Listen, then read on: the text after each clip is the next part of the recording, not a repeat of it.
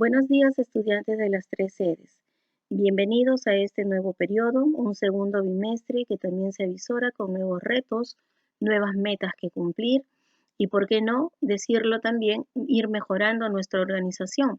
Recordemos que ustedes ya el próximo año se van a encontrar en otra etapa y esta situación en la que nos encontramos va a ser de una gran experiencia, ¿no? En donde estamos fortaleciendo muchos de sus conocimientos, aprendizajes y, por qué no decirlo también, su formación integral, ¿no? Su calidad humana. El día de hoy vamos a tener el desarrollo de lo que vamos a conocer o de lo que ya conocemos como texto expositivo. Recordemos algunas. El texto expositivo puede ser oral o escrito, ¿no? Su mismo nombre lo indica, va a exponer, va a desarrollar, va a explicar un determinado tema. Por lo tanto, podemos concluir que su función va a ser informar y proporcionar conocimientos. Ahora, teniendo en cuenta esa finalidad, es que el texto expositivo puede tocar diferentes temáticas. Puede ser religiosa, económica, política, judicial, científica, etc. Generalmente, hay algunas actividades cotidianas que nos hacen ir desarrollando el texto expositivo y muchas veces en forma oral. Por ejemplo, la exposición de una clase. Cuando el maestro te va explicando una clase, te va presentando un tema, te está haciendo un texto expositivo, porque te está detallando algunas características, definiciones, aplicaciones de un determinado tema. Pero también podemos verlo en el escrito. Por ejemplo, cuando tenemos nosotros un artículo de opinión, una noticia.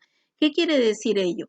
Que a veces los textos periodísticos también forman parte de los textos expositivos. Digamos que esta es una clasificación macro.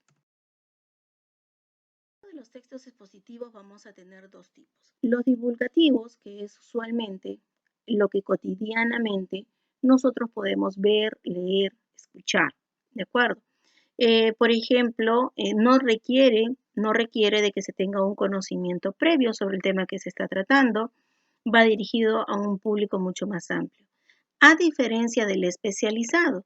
¿Por qué? Porque sí exige un conocimiento previo sobre el tema, ¿ya? Y también porque hay un grado de dificultad. Por ejemplo, si a nosotros ya estando en una carrera, mejor dicho, en estudios superiores, nos exponen una temática referente a mi área, a la profesión que ha sido elegida, que he elegido, sin embargo, de repente ya utilizan algunos términos especializados, lo cual no va a ser entendido por cualquier tipo de persona. ¿Por qué? Porque tengo que tener ese conocimiento previo que me va a permitir a mí entender lo que me están explicando. Dentro de la estructura de un texto expositivo siempre vamos a tener una introducción, un desarrollo y una conclusión. En la introducción, valga la misma característica que va a presentar el tema. En el desarrollo es donde se va a explicar de manera ordenada ejemplos, la temática en sí, los diferentes subtemas, las diferentes ideas que se plantean de lo expuesto. Y la conclusión, que va a ser una especie de resumen, tanto del desarrollo y valorando algunas ideas expuestas. Como nosotros tenemos eso, vamos a ver entonces que en el desarrollo podemos también tener una variante, es decir, de acuerdo a cómo yo voy presentando la temática, puede tener diferentes nombres. Vamos a ver un poquito las principales. Primero, la de secuencia. Aquí el autor te va a describir una serie de pasos o acontecimientos conectados en el tiempo, de modo que no se pueda suprimir uno de los pasos sin que se pierda el sentido, ¿no? Entonces, ¿qué quiere decir? Esto se puede acoplar muy bien de repente a cuando nos exponen un experimento en laboratorio. Tengo que ser secuencial. Una actividad va a ir detrás de otra, ¿no? O cuando nos dicen algo nos exponen una temática histórica.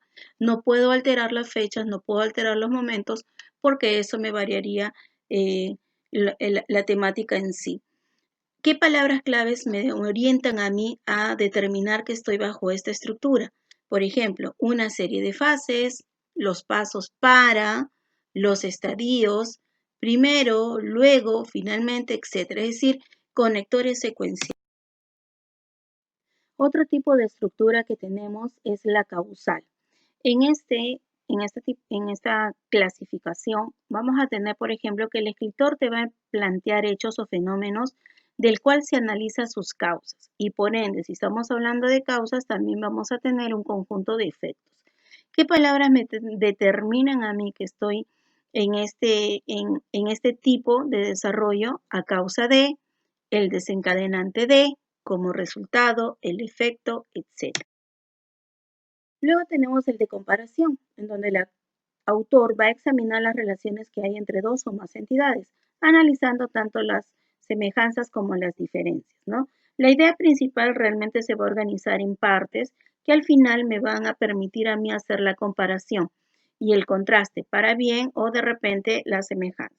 Vamos a tener acá palabras claves, por ejemplo, a diferencia de, por el contrario, de igual modo, igual a mayor, mayor que, etc. Como hemos visto, tenemos una serie de clasificaciones y estas van a ir variando de acuerdo a la estructura que nosotros vayamos colocando en nuestras redacciones o que encontremos cuando leamos algunos textos expositivos. Hay que tener en claro, ya para ir finalizando, que las características principales son, primero, la objetividad, que quiere decir que el autor no puede plasmar bajo ningún motivo su punto de vista. Tiene que informar tal y como son las cosas. Tiene que ser preciso, es decir, las ideas no pueden quedar ambiguas, sino que tienen que ser claras. Por lo general, se va a utilizar en tercera persona verbal y las formas impersonales. El vocabulario puede utilizar los tecnicismos si es que el tema es científico. También utiliza un lenguaje culto, pero que a la vez sea entendible por varias personas o varios sectores. Y también el uso de ejemplos y citas, ¿no?, que debe ser lo más claros posibles.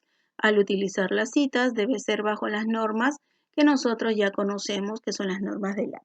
Muy bien, chicos, continuemos con ello y también vamos a descubrir cuál nos puede ser un buen aliado para poder comprender nuestro texto expositivo. Recuerda que tu docente está para que te pueda aclarar algunas dudas. Muy bien, te espero y ya nos encontraremos en nuestra segunda semana.